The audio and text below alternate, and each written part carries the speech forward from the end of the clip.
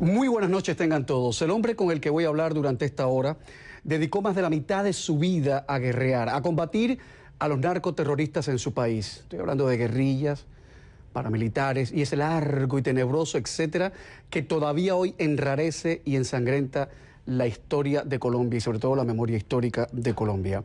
Luis Alberto Villamarín Pulido es un coronel de la Reserva Activa del Ejército colombiano con 25 años de experiencia militar, miembro de la Asociación Bolivariana de Historia y de la Academia Colombiana de Historia Militar. Y es además escritor, lo que lo convierte, me imagino yo, en un elemento altamente sospechoso para la clase militar. Lo que ha vivido él y su país lo han contado una y otra vez en más de 20 y tantos libros. Ahora presenta 3 nuevos libros. El cartel de las FARC, el volumen 3, es este.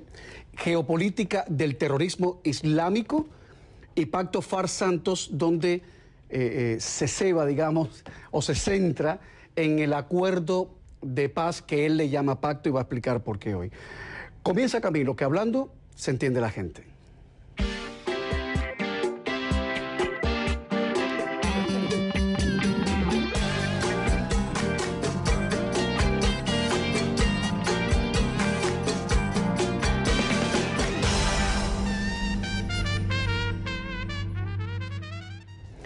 Coronel Villamarín Pulido, bienvenido. ¿Cómo está usted? Camilo, buenas noches. Muy contento de estar con usted y es un honor para mí venir a su programa. Por favor. Bueno, vamos a poner las cartas sobre la mesa. ¿Usted asegura no haber pertenecido jamás a partido político alguno? No pertenezco, ni he pertenecido, ni le he hecho campaña a nadie. Ok, pero usted no apoyó el acuerdo de paz del presidente Santos, al menos en su versión inicial. Usted de hecho le llama el pacto, no acuerdo.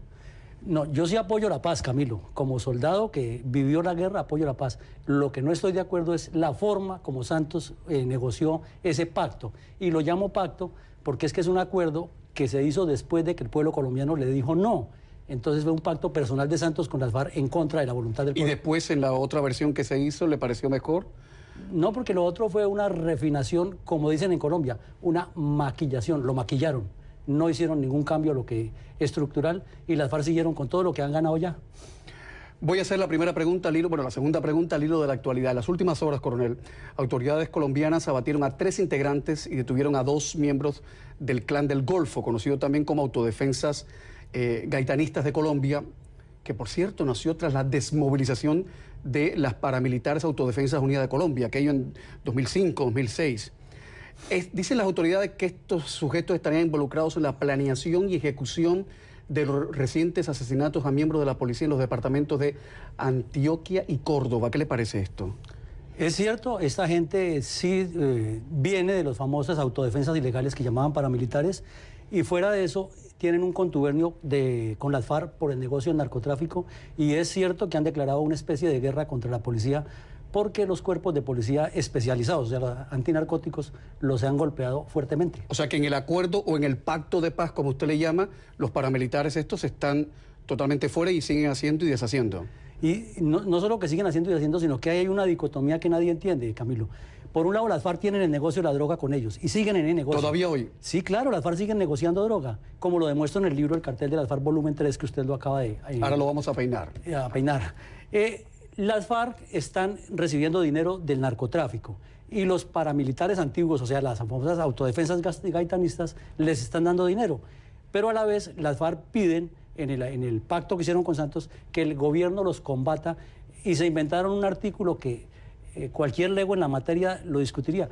¿Cómo así que la Constitución Colombia, que se haga un nuevo artículo para la Constitución de Colombia en el Congreso de la República que diga que está prohibido que haya grupos ilegales? Pues que un grupo ilegal no puede existir. Pero eso lo están haciendo y lo llevaron al Congreso. Es un oxímoron, claro, una contradicción de Pero base. lo llevaron al Congreso. ¿Y nadie se dio cuenta que era imposible, que carecía de sentido común eso? Pues la oposición en Colombia le hizo mucho contrapeso a eso, pero finalmente lo llevaron al Congreso y tengo entendido que ya está aprobado o está por aprobarse ese artículo. Los adversarios políticos del señor Uribe constantemente están esgrimiendo el tema del paramilitarismo. ¿Usted cree que ese fantasma seguirá gravitando sobre la cabeza de Uribe y sus seguidores durante mucho tiempo más? Claro que sí. ¿Por qué? Porque es la única forma de desprestigiarlo al señor Uribe, que en comparación con los últimos 6 presidentes de Colombia ha sido el que ha tenido más claridad de estadista. Y entonces, como no se confabuló con las élites de Colombia, con las familias Santos, con las familias que han sido los presidentes y los dueños del poder en Colombia, como no se confabuló con ellos a entregarles cargos burocráticos y cuotas, entonces entró en primera contradicción con ellos. Como golpeó tan duro a las FARC, entonces los comunistas armados y desarmados le han endilgado lo del paramilitarismo, pero nunca se lo han podido probar. ¿Los paramilitares no son criaturas de Uribe? No. ¿Él no es el padre de eso? No. Los famosos autodefensas ilegales existen porque primero, digamos, en los años 50, 60, la ley los facultaba en Colombia para que existieran. Después, los ganaderos de algunas zonas que se sintieron afectados por la guerrilla los financiaron. Y luego, en el gobierno de Samper, crearon un grupo que se llamaban las cooperativas Convivir. Fue Ernesto Samper el que los legitimó, esas cooperativas. Y de allí se derivaron algunos de autodefensas ilegales. Y de eso han acusado a Uribe, que él formó los paramilitares, pero no le han podido probar. ¿Pero por qué lo han acusado tan insistentemente, coronel? A nivel de ejército, suelte prenda, ¿ustedes tenían alguna información que incriminara a Uribe con los paramilitares? Nunca, yo nunca recibí información de eso, no la tengo. Las versiones de prensa más bien, pero es que yo creo que a Uribe le tiran tan duro es porque como en Colombia se utiliza el famoso dicho que el árbol que produce frutos es el que hay que tirarle piedra. Yo creo que donde quiera, ¿no? ¿Cómo un hombre de acción que fue oficial lancero, paracaidista y contraguerrillero rural termina en los predios de la literatura de no ficción? ¿Cómo es posible? Por varias razones, Camilo. Primero porque hay una vocación investigativa. ¿Desde siempre? Desde siempre, desde niño. Inclusive cuando estaba en secundaria tuve una anécdota que hice un trabajo a varios compañeros, que usted sabe que en todos los colegios hay vagos, sinvergüenzas, que no les gustan las tareas, y yo se la hice. ¿Y yo cobraba por eso? No. Ah, no cobraba, era a nivel de pana, de amigos. De amigos, era el gusto de hacer los trabajos. Y resulta que cuando vino la calificación, todos quedaron con la mejor nota, y a mí me puso 2 el profesor, 2 sobre 10. ¿Por qué lo descubrió? No, yo pensaba que era por eso, porque no me creyó que yo había escrito el cuento. Usted entró al ejército a los 18 años, ¿no? Sí, a los 18 años, exacto. ¿Por qué no le quedó de otra o usted quería ser soldado? Yo quería ser militar. Es más, si me volvieran a llamar, volvería a ser militar. ¿Qué le gusta la vida militar? Yo no soporto la vida militar. Estuve en el ejército y por poco me muero. No soporto la disciplina. No, pues es que eso es como el que nació para ser futbolista. Pregúntele a James Rodríguez por qué quiere ser futbolista y verá que le nace. Pregúntele a Celia Cruz por qué canta con esa pasión, porque ya era... Pero se sentía como pez en el agua ahí en el ejército. Totalmente. La vida de las barracas, de las maniobras militares, ¿le parecía bien? Todo eso, es que eso es espectacular, Camilo. Si usted lo dice. Uno de los 3 nuevos libros del coronel Villamarín Pulido es El cartel de las FARC, volumen 3. En este libro hay 10 años de investigación. Y usted asegura que durante el proceso de paz, incluso durante el proceso de paz, la guerrilla de las FARC siguió traficando coca. ¿Eso lo sabía Colombia? Sí, Camilo, lo sabe Colombia, y no solo durante el proceso de paz o las conversaciones que hubo en Cuba que comenzaron en el 2012. Ellos seguían traficando. Seguían y siguen, que es lo peor.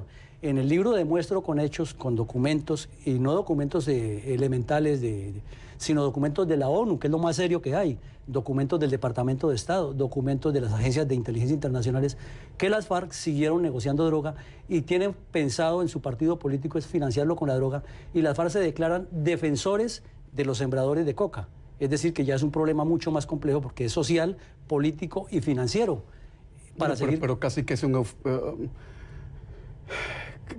un tecnicismo, porque el presidente Evo Morales también defiende a los sembradores, a los campesinos que cultivan la coca en su país, pero no se puede decir que Evo Morales defienda el narcotráfico. A lo mejor la FARC se escudan en los campesinos que siembran la coca y hasta ahí llegan. ¿O es que siguen usando los sembrados de coca para lo que usted sabe? Siguen para eso. ¿Pero hay pruebas de eso? Claro, inclusive ayer el embajador, en estos días, el embajador de Estados Unidos dio unas declaraciones demasiado fuertes al periódico El Tiempo, que es el periódico de la familia Santos inclusive, y les dijo, claro, las FARC no cumplieron el pacto con Santos y siguen traficando droga y siguen negociando. Y yo se la grafico de la siguiente manera.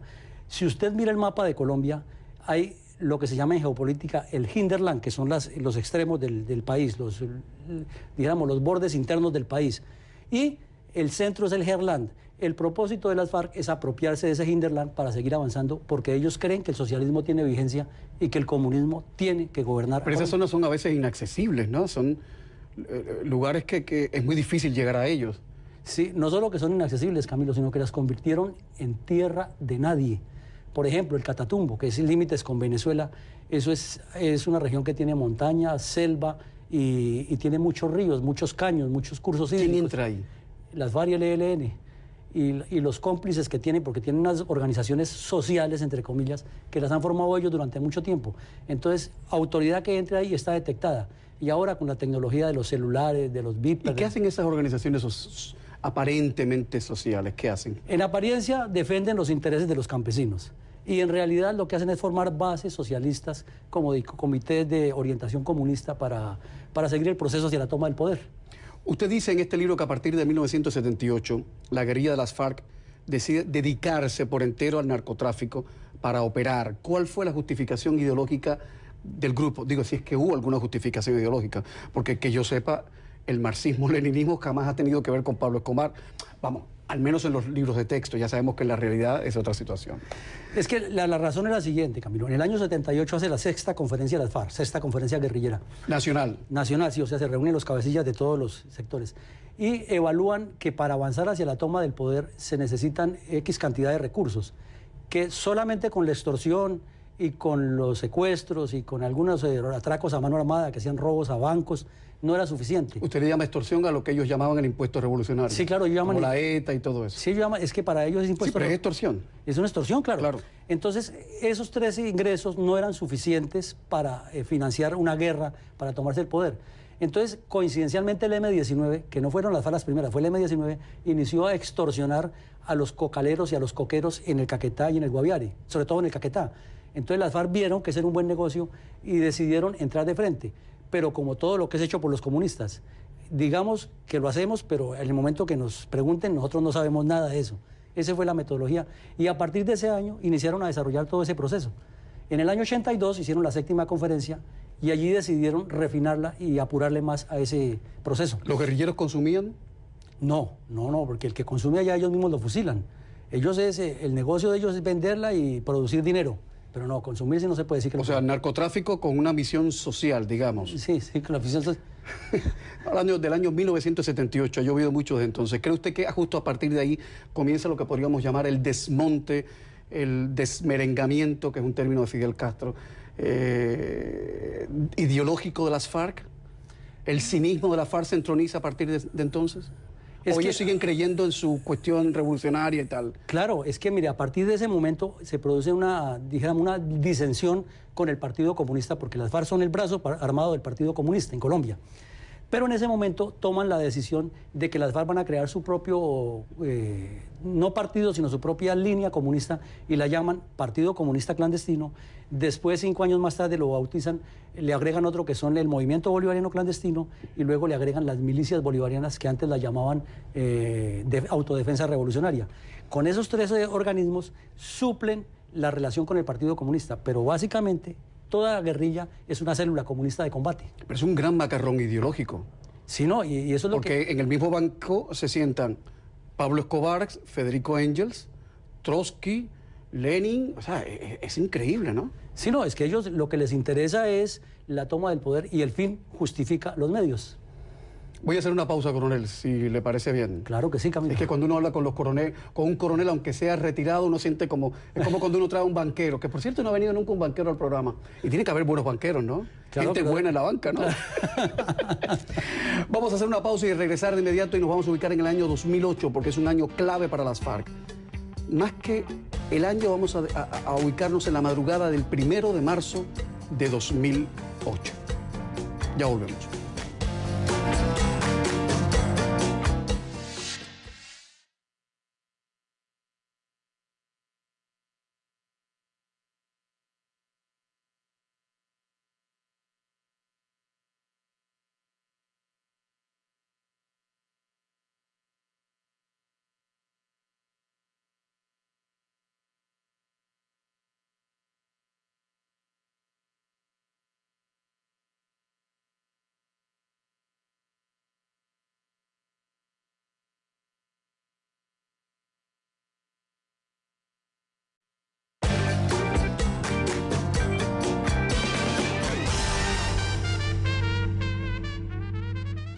...2008, año clave para las FARC.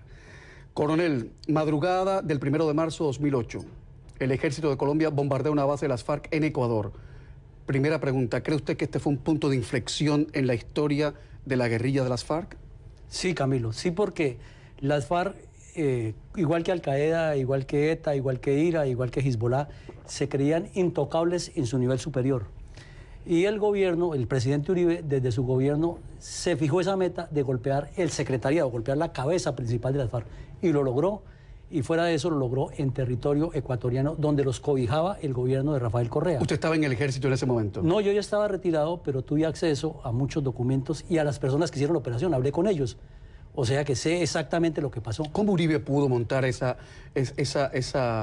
operación que dejó a todo el mundo con cara de what? Porque me acuerdo que fue una noticia que saltó en la sala de redacciones a media tarde y la gente corría despavorida y decía, ¿qué está pasando? Y salió el nombre de Raúl Reyes. ¿Cómo Uribe pudo montar eso? Uribe montó eso porque contaba con unos generales y unos coroneles muy capaces dentro del ejército que le plantearon todas las opciones y como era una decisión político-estratégica tenía que tomar el presidente por lo que se trataba de golpear. Al más alto nivel. Y Uribe tomó la decisión, pero realmente el trabajo fue de las fuerzas militares, del ejército colombiano y de hombres de inteligencia que hicieron unas acciones que son como de película. ¿El ejército sabía que esa base estaba operando en territorio ecuatoriano desde hacía tiempo? Claro, claro que lo sabía. Desde cuando yo estaba activo se sabía que ya se movían, pero siempre había habido la dificultad de que el gobierno ecuatoriano no cooperaba, como no coopera el de Venezuela, como no coopera Nicaragua. Es decir, los gobiernos fronterizos con Colombia no han sido no han cooperado mucho con la lucha. ¿Y eso ha complicado más la situación en Colombia? Claro, porque por ejemplo en Venezuela todavía hay gente de las FARC viviendo a sus anchas, entonces es muy difícil así. En el Ecuador en ese momento, Raúl Reyes tenía un campamento escondido en la selva, no se sabía exactamente la ubicación, pero sabía que estaban allí por incautaciones, por entrevistas a guerrilleros, pero se sabía que las FARC tenían sus estructuras escondidas en el Ecuador. Cuando caen esos computadores de Raúl Reyes y toda esa información, ¿qué usted recuerda de aquello? ¿Colombia abrió los ojos por primera vez o ya los tenía abiertos respecto a la FARC? Los tenía abiertos en el campo internacional por una razón muy sencilla, porque Correa y Chávez exteriorizaban permanentemente su reconocimiento a las FARC. Recuerde, Camilo, que Correa decía de una manera desafiante que Ecuador no limitaba con Colombia, sino limitaba con las FARC por el norte del Ecuador. Y Chávez decía que las FARC no eran terroristas y que había que darles estatus de beligerancia. O sea, Colombia tenía una información abierta, dijéramos, muy concreta. También hay que reconocer aquí que el gobierno de Estados Unidos facilitó mucha inteligencia de satélites y de inteligencia estratégica para incautar comunicaciones, para interceptar comunicaciones y de esa manera se logró golpear las estructuras de las FARC. ¿Hasta qué punto es cierto de que Raúl Reyes habría asegurado que la guerrilla estaba en contacto con el equipo de campaña de Rafael Correa en Ecuador? Es totalmente cierto, Camilo. Y Raúl Reyes le dio $400.000 a Rafael Correa para la elección. Fueron 400.000, 300.000 que le entregó él por cash. Y los otros se los entregaron unos narcotraficantes colombianos y ecuatorianos que están en esa misma zona donde operan las FARC, se los dieron a la campaña de Correa. ¿Cómo se sabe eso? En los computadores está. Y la prueba es que uno de esos está preso. O sea, uno de los que recibió, uno de los intermediarios que le dio, sí, que le habría dado la plata a Correa. Claro, está preso. Las mismas autoridades ecuatorianas lo apresaron. Y sin embargo Correa lo niega. Pero claro, Correa tenía que negarlo porque el problema para Correa era que al destaparse eso se iba a la Corte Penal Internacional. Él no quería que eso llegara a la Corte Penal Internacional porque inmediatamente lo juzgaría en la Corte Penal y estaría detenido. Pero Rafael Correa, con su revolución ciudadana que parecía estar más cerca del cristianismo en un momento dado que del socialismo puro y duro, ¿usted cree que le venía bien esta juntamenta con estos sujetos, con estos malandros? ¿Por qué se unen gente como Rafael Correa y Hugo Chávez a la guerrilla de las FARC? ¿Por qué los apoyan? Porque Correa pensaba, como todos estos presidentes que tenemos en Latinoamérica, eternizarse. Y entonces él sabía, y en los computadores hay documentos que lo prueban, que él sabía que mientras tuviera toda esa gente donde estaban las FARC, tendría gente ideologizada para que votaran y para que multiplicaran la famosa revolución ciudadana. ¿Y el tema de la violencia que ejercían los guerrilleros y el tema del narcotráfico no les preocuparía a Correa y a Chávez? Porque tenían una bomba de relojería en su frontera. No les preocupaba porque fundamentalmente para ellos era seguir avanzando y porque dentro del plan, yo escribí un libro que se llama Complot contra Colombia, dentro del plan estratégico de ellos era legitimar a las FARC y hacer un cambio de gobierno en Colombia, colocar lo que ellos llamaban la nueva Colombia. ¿Y alguna vez el gobierno de Colombia le pidió a Venezuela y a Ecuador y a Nicaragua que repensaran su actitud hacia los guerrilleros? Sí, claro, el presidente Uribe, que fue el que le tocó capotear toda esa situación, en reiteradas ocasiones les pidió cooperación. Él decía mucho la palabra contra el terrorismo, Pero inmediatamente tanto Correa como Chávez como Daniel Ortega contestaban en foros internacionales y en escenarios particulares cuando los entrevistaban que para ellos las FARC no son terroristas ni el ELN. Pero el presidente Uribe les pidió varias veces, a Lula da Silva también. Es más, mire, hay un evento en que casi nadie le ha dado la trascendencia. En Bogotá, en una reunión personal que tuvieron Álvaro Uribe Vélez y Ignacio Lula da Silva, Uribe le entregó una carpeta como con 250 correos electrónicos en los cuales Raúl Reyes se contacta con gente de las FARC que está en el Brasil y había 3 o 4 ministros del despacho de Lula da Silva que estaban en contactos con las FARC ayudándolos a legitimarse y había hasta un fiscal de uno de los estados brasileños que también tenía contactos con las FARC. ¿Por qué cuesta entender, por ejemplo, conceptos como terrorismo, como derechos humanos, que son conceptos que no se pueden ideologizar sencillamente? Los derechos humanos, digamos, que son universales. Y terrorismo es terrorismo. ¿Por qué siempre se quiere ideologizar a la fuerza y ponerlo, sacarle partido a eso? ¿Cree usted que la izquierda lo ha hecho más que la derecha?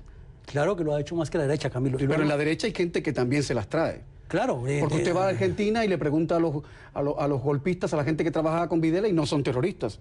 Claro. O sea, usted le pregunta a los fascistas que usurparon el poder en Argentina, ¿usted fue no, yo no soy terrorista. No, yo no. No, eso es evidente, Camilo. En la política es así. Digamos, no solamente en la guerra, en la política es así. Pero realmente, si vamos a balancearlo, la izquierda armada en el mundo ha manejado mejor ese tema porque tiene embajadores, entre comillas, tiene gente regada por todo el mundo y hay mucha solidaridad de clase. Usted que es cubano sabe el tema de la solidaridad. ¿Cree usted que la guerra mediática la gana la izquierda por eso? Porque es más enfática, más se mueve más rápido, tiene resortes mucho más activos, digamos, emocionalmente que la derecha. Claro, y utilizan mucho el tema de la víctima. Mire usted la vuelta que dieron las FARC, que usted aquí hizo el comentario en una noche, en uno de sus programas, que dijo cómo se le ocurre a las FARC decirle al Santo Padre, a Francisco, que ellos se reunían con él si los recibía en condición de víctimas. Es que a mí me pareció eso de ciencia ficción. O sea, de verdad que me pareció... O sea, alguien tenía que decirle, señores, no lleguemos a eso, o sea... No, pero es que para ellos no es problema, porque las FARC, por ejemplo, usted conoce el caso de la iglesia de Bojayá, revientan el cilindro cargado de explosivos, matan 150 personas y salen a decir que la culpa la tuvieron los otros, porque se escondieron allí. Es que es de loco. Yo recuerdo un momento dado hablando con el hijo de Pablo Escobar, que me parece un hombre chévere, y llegábamos a la conclusión de que su papá había perdido el norte cuando le declara la guerra al Estado colombiano y se siente como un rehén del Estado colombiano. Pablo Escobar. Sí, lo decía, y lo decía. Inclusive Pablo Escobar con los hermanos Ochoa publicaron algún libro que fue muy famoso en Colombia, no tenía pie de imprenta, no tenía autor intelectual, y se llamaba Un narco se confiesa y acusa. Usted lee ese libro, muy bien redactado, con términos jurídicos y con unas buenas caricaturas tomadas de los medios de comunicación, y si es el ego en el tema, termina creyendo lo que usted dice, que Pablo Escobar era un santo. Dígame una cosa, coronel, en el tiempo que usted estuvo en el ejército, ¿cuál era la actitud mental de los soldados de base y de los jefes de la plana mayor con el tema de las FARC? Pues mire, Camilo, los soldados colombianos, nuestros soldados, que han llevado la peor parte, hay que decirlo, y que yo tuve el honor de comandar soldados de contraguerrilla, de combate, para mí son los mejores soldados del mundo. Y son soldados que después de que están metidos en las situaciones más difíciles no reclaman, no dicen nada. Si usted los levanta a las 2 de la mañana lloviendo, haciendo frío, lo que sea, caminan. Si no hay comida, caminan. Eso es una cosa increíble. Y si hay un combate de 2 días, duran 2 días enganchados, y si no hay sino agua en la cantimplora, con eso lo pasan. Es increíble. Yo que tuve el honor de comandar soldados en combate, sé que es así y doy fe. Y el soldado colombiano es tan grande que en la guerra de Corea, un general dijo que ha visto 6 guerras, un general estadounidense. Digo, estuve en 6 guerras. Usted de los años 50, sí, de los años 50, claro. Sí. Y creí que conocía todo en el campo del valor en el combate, pero me faltaba conocer al soldado colombiano. Dijo el señor. Sí, es increíble. Nuestro soldado colombiano es lo máximo. Vamos a hablar después de la reinserción social de las FARC. Hay gente en la FARC que vino a conocer la vida civil ahora. Yo conocí el caso de una persona que llevaba 38 años en la selva. Gente que no sabe que existió Blockbuster antes de Netflix, por ejemplo. O sea, cuando los soldados llegaban y veían a esos espécimen que no eran de este mundo y que reaccionaban como seres robotizados, ¿qué pasaba por la cabeza de esos chicos de 20, 20 y tantos años que usted comandaba? ¿Cómo entender a esas criaturas que la FARC había moldeado a su imagen y semejanza? Es increíble, Camilo. Es la forma como los recibían como seres humanos, porque es que nuestro soldado es campesino. es un hombre del pueblo. Entonces, cuando llegaba un guerrillero, o porque se entregaba, o porque lo capturábamos en combate, lo recibían como un ser humano normal y entonces se desmitificaba ese cuento que les habían inducido, que al llegar al ejército los iban a torturar y muchos de ellos terminaban siendo guías de las patrullas militares. Y hay historias de muchas operaciones que se hicieron con desertores de la guerrilla que después de que llegaron al ejército se dieron cuenta que las cosas no eran así. Se unieron a las fuerzas militares. Ahora, lo peor ha sido con los niños, con los menores que la FARC reclutó, porque esa gente sí no tenía capacidad crítica ninguna cuando fueron reclutados. Claro, de hecho yo escribí un libro que se llama El Infierno, que está traducido a inglés, que es la historia de un niño que entra a los 12 años porque la mamá no le compró una bicicleta. Se rebeló contra la mamá y se fue para las FARC. Y duró 13 años. O sea, se escapó de la casa. Sí, se escapó de la casa, en el campo, pues en las zonas rurales. Y se unió a las FARC y durante 13 años estuvo siendo terrorista. Y él fue, por su capacidad para matar, lo pusieron hasta de escolta personal de tiro fijo. Entonces lo que él cuenta en ese libro es atroz y es una historia real. 2008, usted dice que la FARC en el 2008 consolidan su maridaje con los narcos mexicanos, que fue un año importante para que los narcos mexicanos se aliaran fuertemente a la FARC. ¿Hablamos de eso después de la pausa? Claro que sí. Ya volvemos. Sigue Camilo por Facebook y también en Twitter.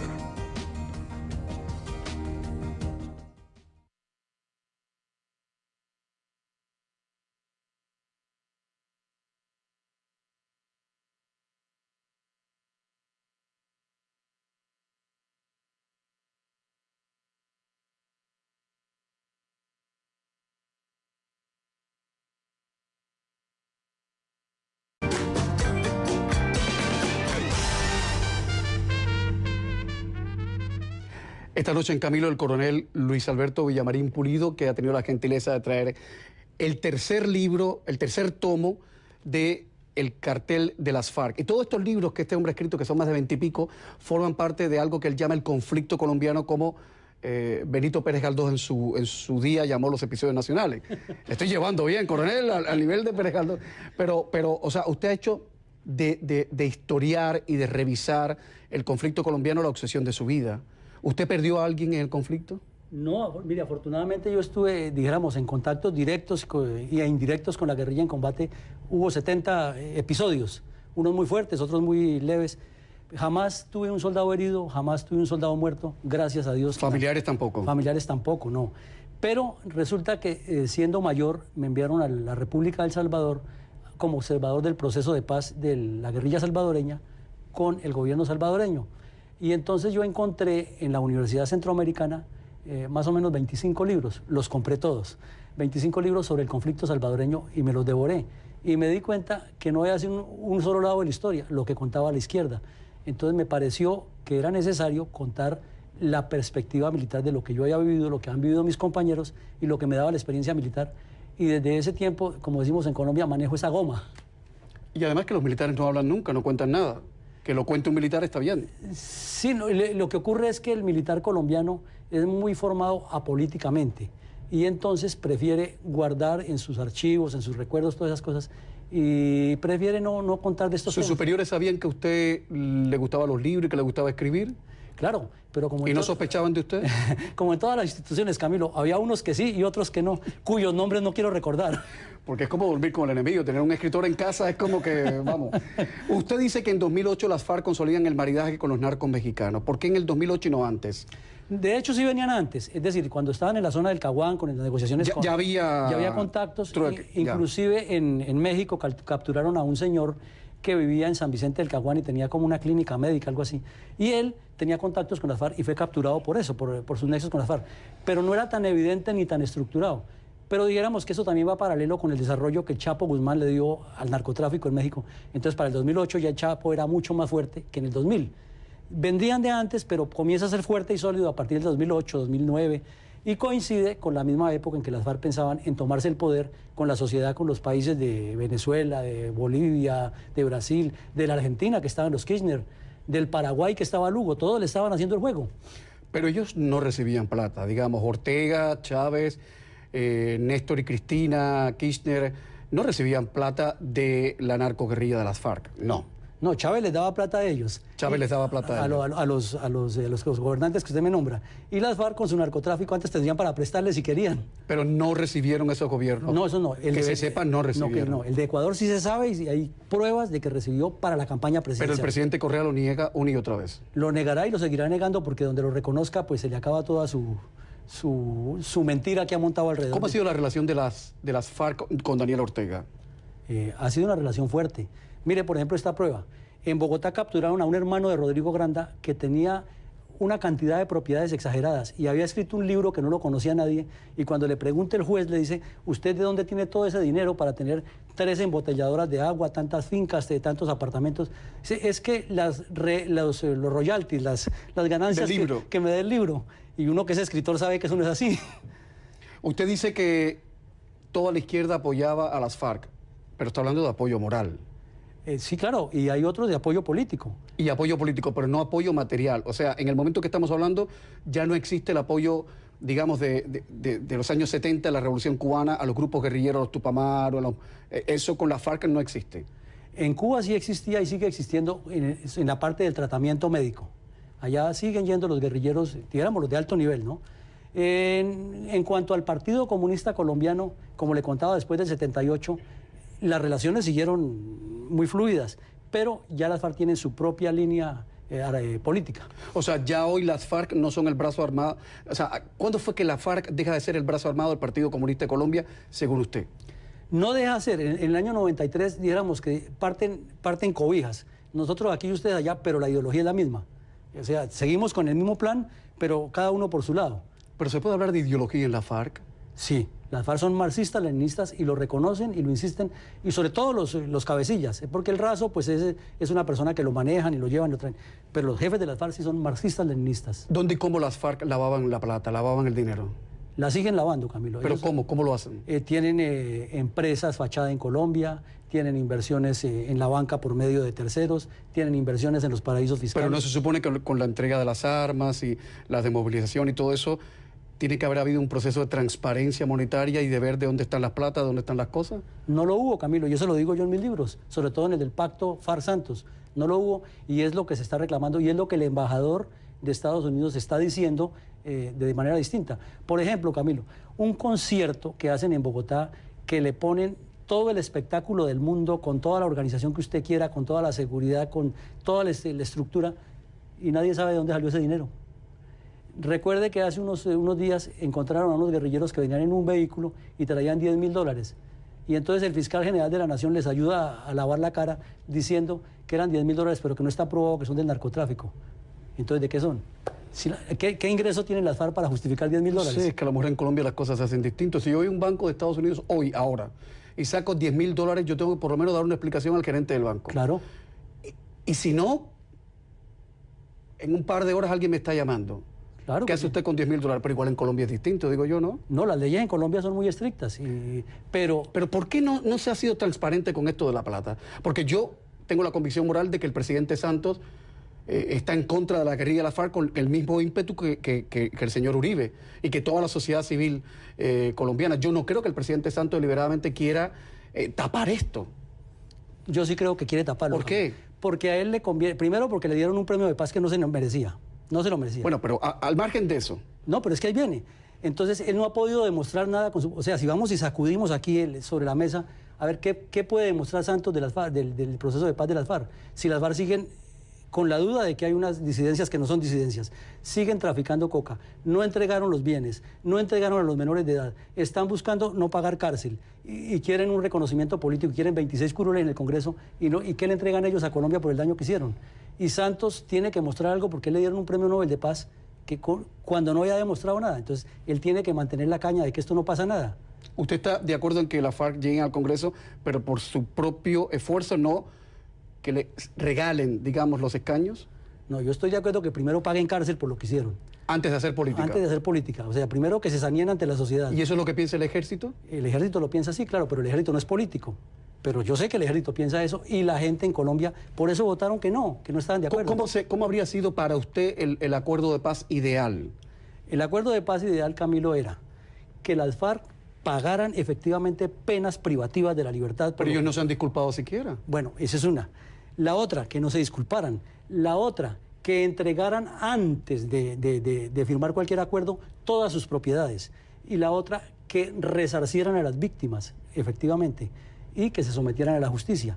Y el gobierno colombiano desarrollar todo lo que le imponen las FARC en ese pacto, porque el cuento de Santos es que ahora sí va a haber desarrollo en el campo, pero es que, por Dios, si esa es la obligación del gobierno, el gobierno tiene que darle desarrollo al campo, que es que ahora sí va a haber más becas. Bueno, pero es que también cuando estaba la guerrilla era prácticamente imposible en vastísimas zonas de Colombia cultivar nada porque estaban esos malandros ahí haciendo y deshaciendo.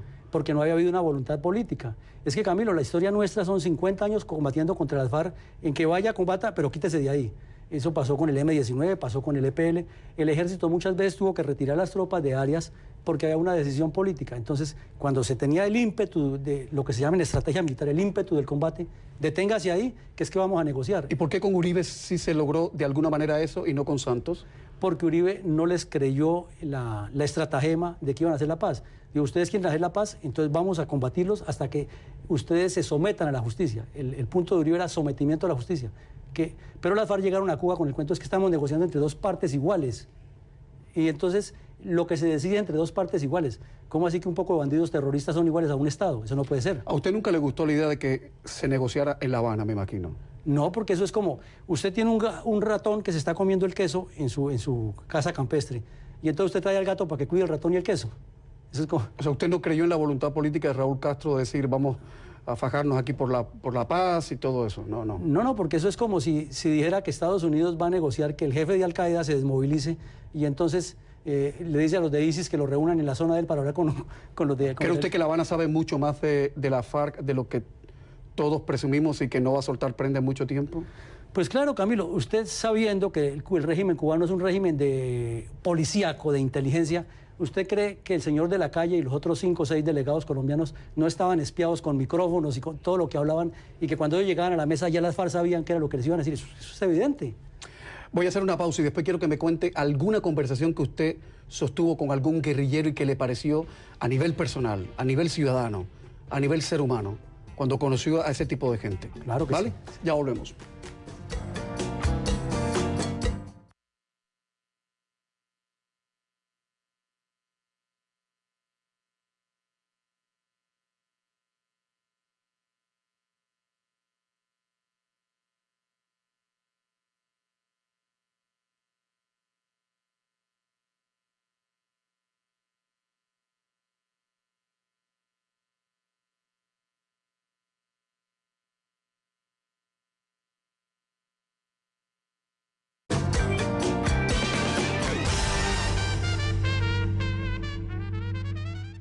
Coronel Villamarín Pulido, estamos hablando de La Habana, estamos hablando de la FARC. Las FARC sostenían que todas las formas de lucha son positivas, eso decían, incluido el narcotráfico. Mi pregunta es, ¿qué va a pasar con esas formas de lucha cuando ya se convierta en un partido político con todas las de la ley? ¿Seguirán creyendo en el narcotráfico? Exactamente, Camilo. No, yo pregunto, no estoy asegurando. No, yo digo, exactamente, ellos lo dicen y son claros en decirlo.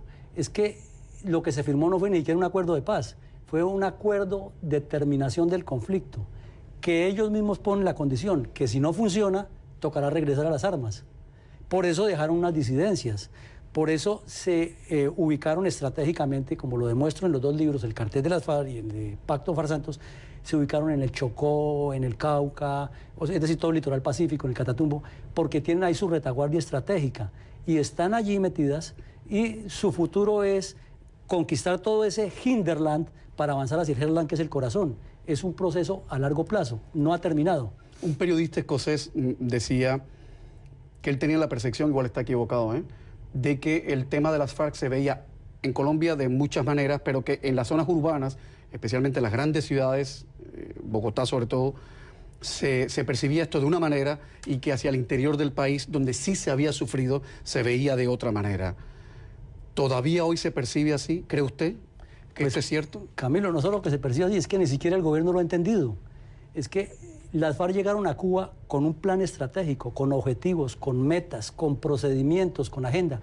Y el gobierno colombiano envió 5 señores allá muy capaces, pero sin ningún plan. Entonces ellos fueron allá, fue a decirle a las FARC sí, y a llevarles la cuerda, porque además cuando había alguna discusión en que no estaban de acuerdo, tenían que consultarle a Santos y Santos ordenaba no, hagan eso. Y entonces, por ejemplo, hoy juega la selección Colombia contra Uruguay. Entonces él hacía un anuncio antes del partido contra Uruguay cuando la gente estaba alebrestada con el partido de fútbol. Lo hacía con la visita de alguna personalidad importante. Es decir, él manejó políticamente para él, pero no pensando en el país. La gente que apoya a Santos dice que si no se hubiera hecho esto todavía estarían cayendo ese tiro en Colombia ahora mismo, en este momento. Claro, eso lo dicen y tienen sus argumentos, pero el otro argumento es que ese arreglo fue mal hecho y que las FARC seguirán en lo mismo. ¿Cómo entiende usted que 2.000 guerrilleros van a quedar armados en las ciudades? O sea, entregaron las armas supuestamente en el monte, pero ahora el gobierno es el que los tolera para que anden armados y cuiden a los cabecillas. Es decir, que ahora los tenemos más cerca y van a, por ejemplo, ubicarse en compañías de seguridad donde están las grandes empresas y van a tener la seguridad de esas empresas porque trabajan allí y porque el gobierno ordena que tienen que emplearlos porque son personas desmovilizadas. Algunos dicen que ese sería el nuevo reflorecimiento del paramilitarismo. Yo no creo que llegue a tanto, ¿eh? ¿O usted lo ve así? Sí puede llegar, Camilo, porque resulta que dentro de todos esos procesos que se acordaron en Cuba hay uno gravísimo, que es el de las tierras. La violencia en Colombia es atávica y es históricamente atada a la lucha por la posesión de la tierra. Y dentro de esa reorganización o reestructuración que hay, va a haber grandes terratenientes o grandes dueños de tierra que van a perder sus posesiones y ellos harán lo que han hecho toda la vida, volver a armar sus grupos, puede que no con la misma estructura que tenían las autodefensas de los Castaño, pero los matarán y seguiremos reciclando violencias porque no hubo la solución estratégica a ese problema. Suena aquello feudal, coronel, muy feudal, la tierra y la sangre. Sí. Como en la Edad Media. Como en la Edad Media. Qué triste, ¿no? Pero es que Colombia es un país de ciudades, como lo hablábamos ahora. Entonces, todo se concentra en las ciudades y se les ha olvidado a nuestra dirigencia política mirar hacia el campo, que eso lo planteo yo en los dos libros también. No hay geopolítica y no hay geoestrategia, sino todo centrado en el área urbana y donde están las élites.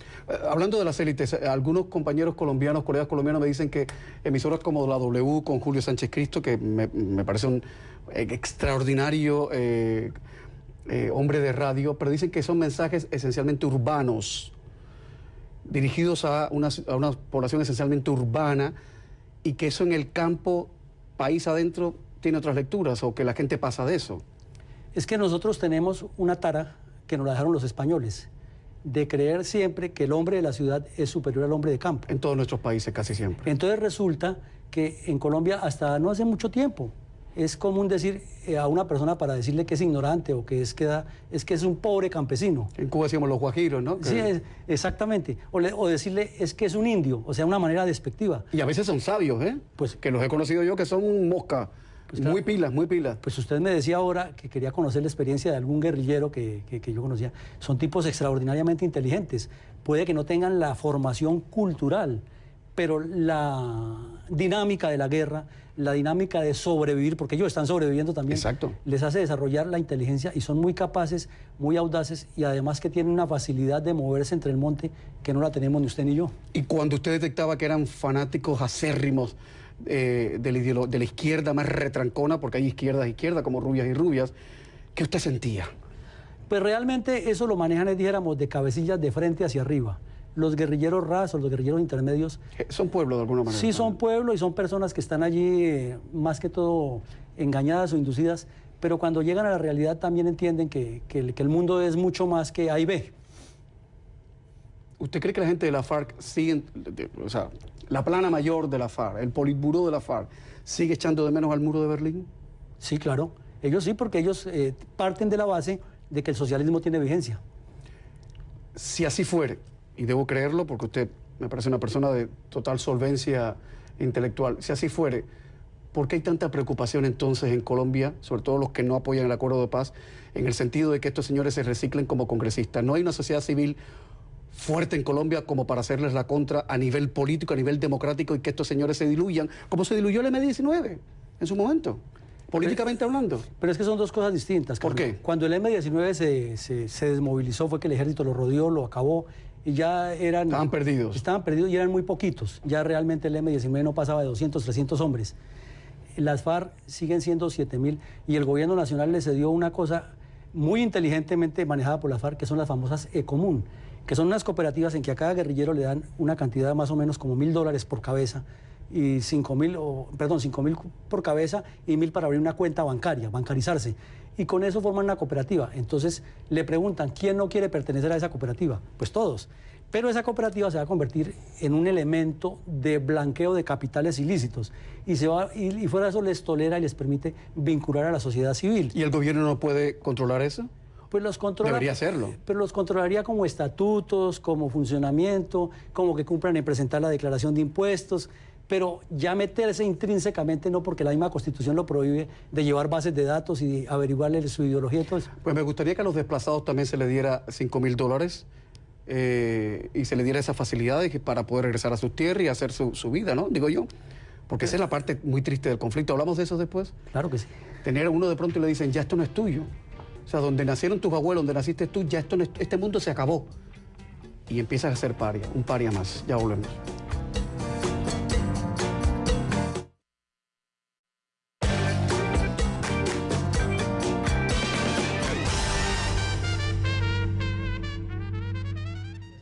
Pues hablaba yo con el coronel Villamarín que a los desplazados les deberían dar las mismas facilidades que se le están dando a los guerrilleros para reinsertarse, digo yo. O sea, estoy pensando, en fin.